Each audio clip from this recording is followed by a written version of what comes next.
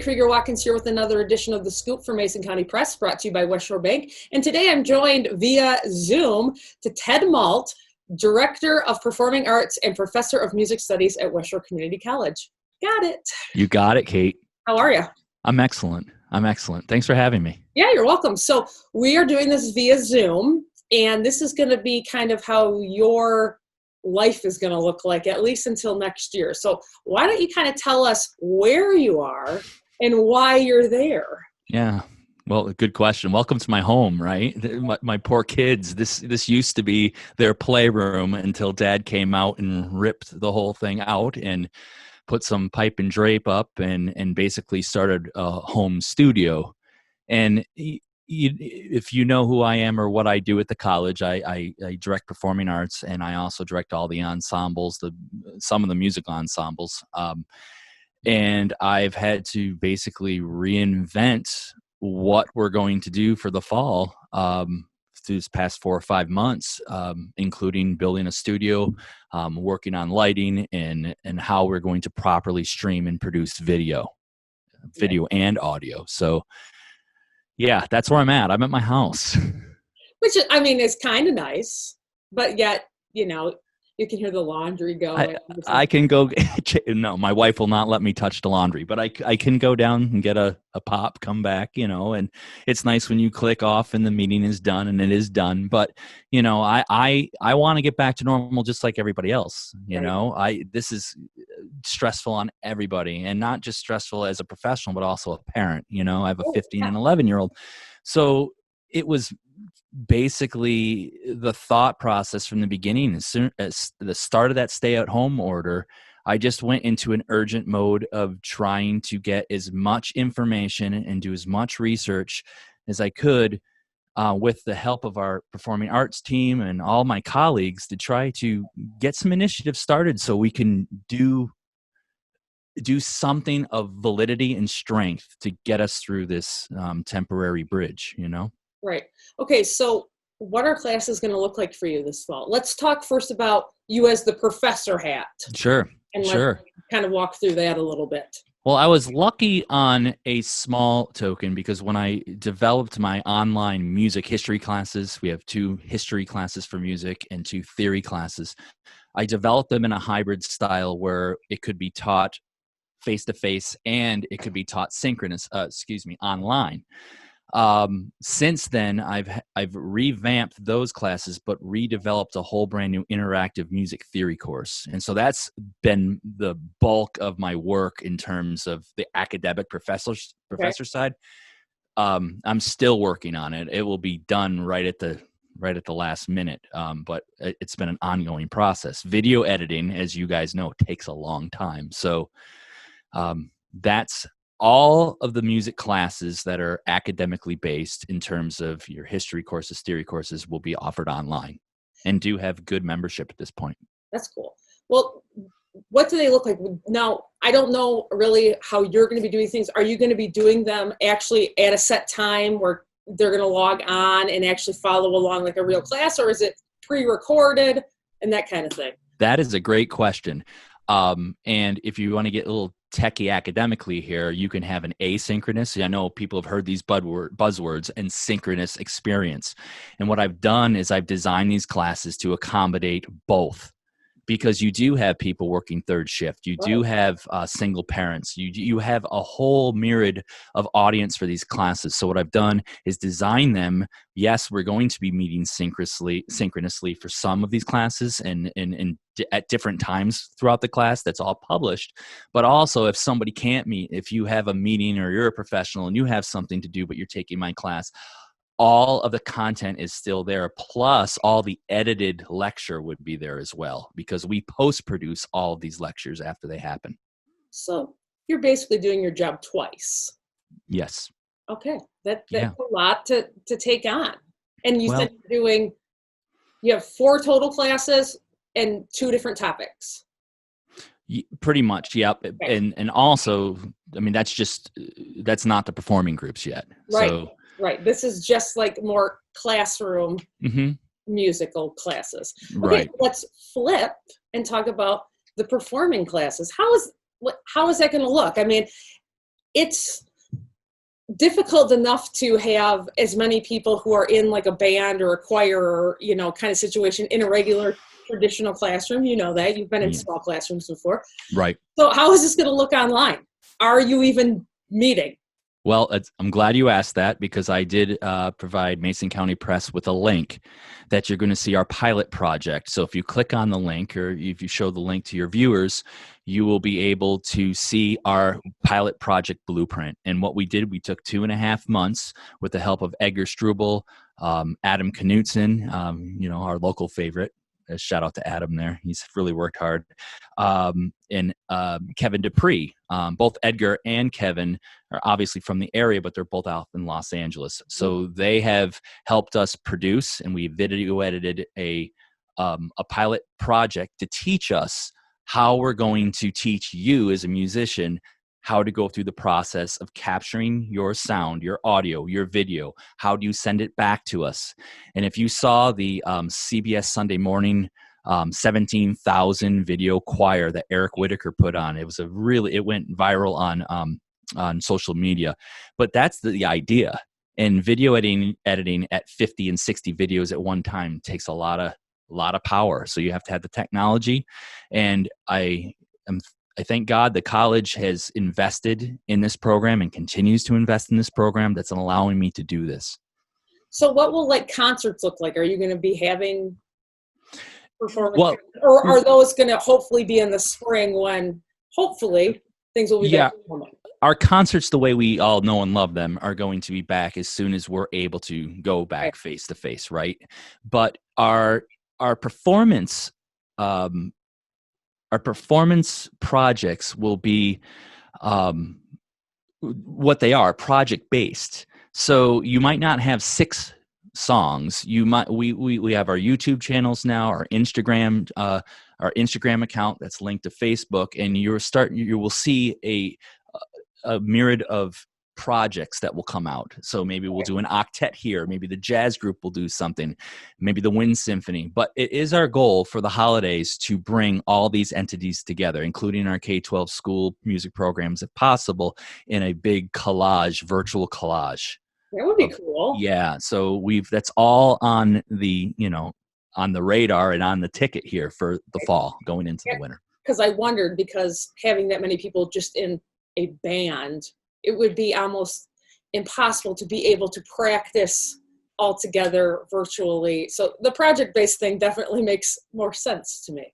Yeah, so, and there, Katie, there's a system to doing it too. I mean, people have done this very well in our country and all over the world. You have to have a process. You have to have the resources in terms of the right computers and interfaces and everything you have to do. But you also have to be able to tell the membership and who's doing this step by step how this works. And that makes the process a lot easier. And that's what we've learned. We've learned what not to do through the process, so we can do this in a smoother way. And again, it won't be perfect, but I'm proud that we were proactive and we have plans in place, and we're going to do the best to move them forward. It's kind of nice too that you do have that, because you guys could have just been like, we're not doing that.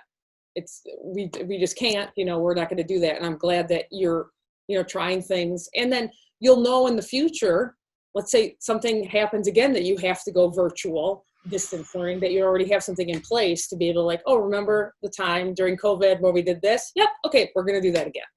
Yeah. And we could not do this without the support of the college. I mean, the college, to keep our program intact, to keep our production team intact through this questionable time, really shows that the work we've done in the past, they value what we do. They understand we're connections in the community. And I could not do this without the team. And in making sure that I put on record that, yeah, we're lucky. We have the resources to do it.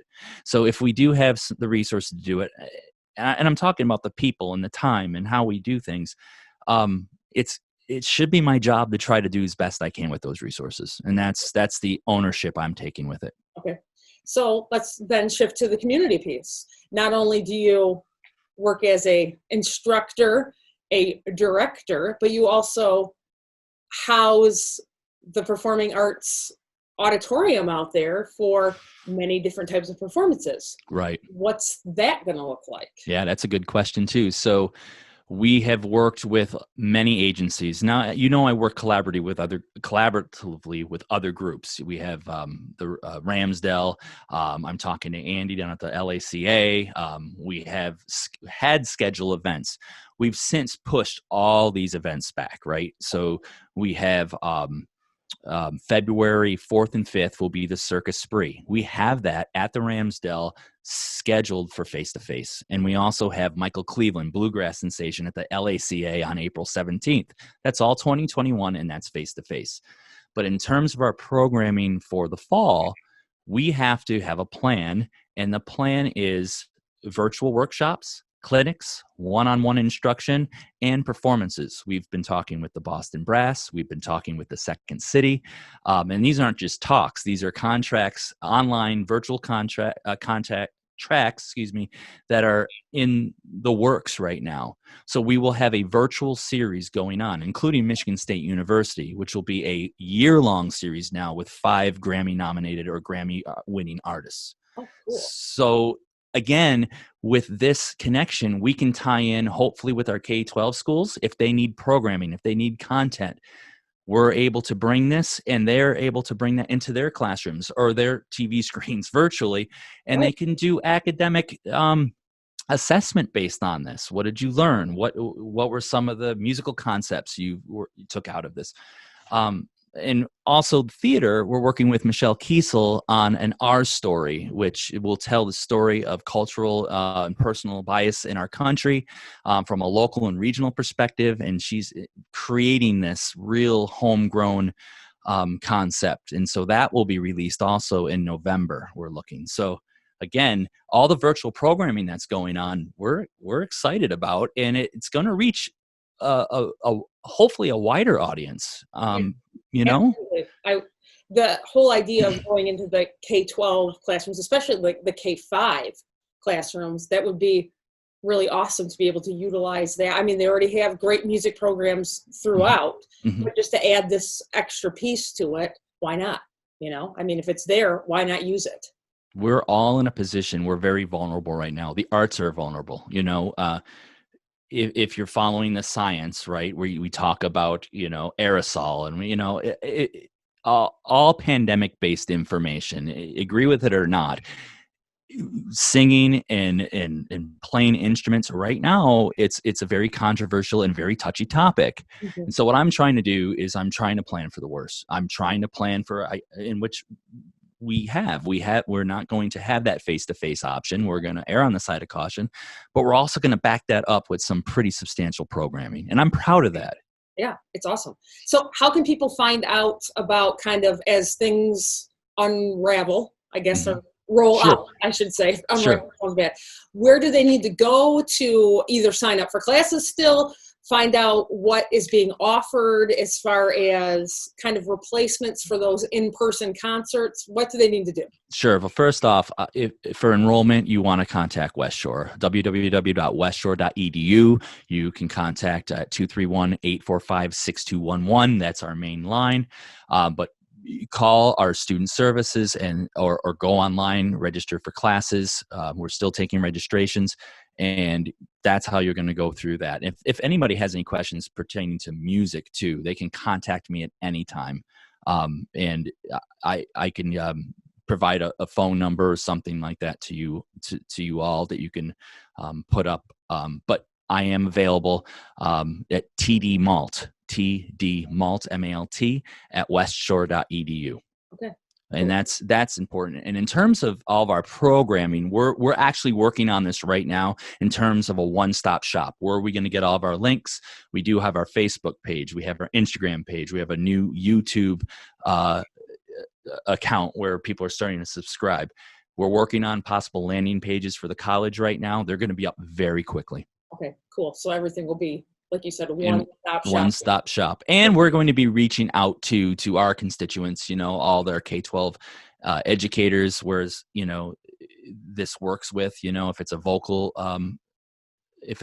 programming, if it's instrumental programming, we'll be sending things out to them, and word of mouth really travels too. So. And when do classes start? We hit the ground running August 31st, either classes that are meeting in person or virtually.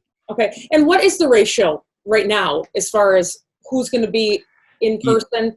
Yeah, I don't have that information in Okay. terms of exactly how many. I know there are a number of online classes, and I know, some of these classes are a lot easier to go online, Sure. Yeah, I think lab-based.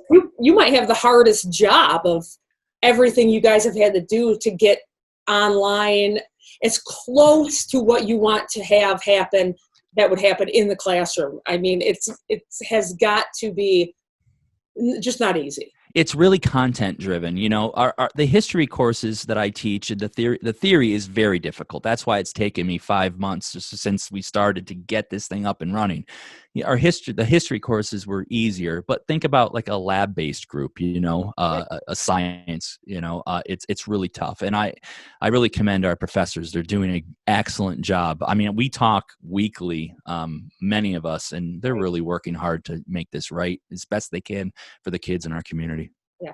Well, I want to thank you for joining me today. I really appreciate it. I really appreciate you all getting the word out, and we are very excited about what we're doing, and we want to be back face to face. We miss everybody, and I just want to thank everybody who's been involved in trying to get us to where we can continue to provide our community and our students the best programming possible. So thank you to everybody. For any other news, check out MasonCountyPress.com, and our weather is always brought to you by Smith & Eddy Insurance. And for any updates or news about West Shore Community College, check out westshore.edu on the internet.